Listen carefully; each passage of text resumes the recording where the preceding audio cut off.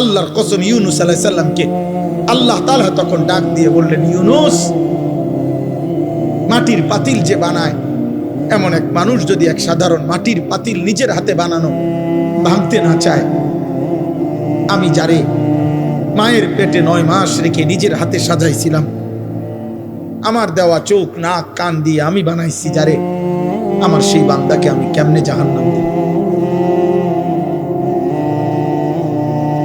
আমি ধ্বংস করে দেব কেন?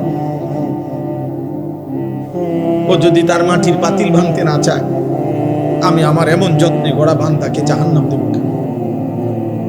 ধ্বংস করে দেব কেন? আমি অপেক্ষায় থাকি মাফ করতে। আমার বান্দা কোনোদিন যদি 1 ফোঁটা রাত গভীরে চোখের পানি ফেলে, আমি ওরে মাফ করে দেব।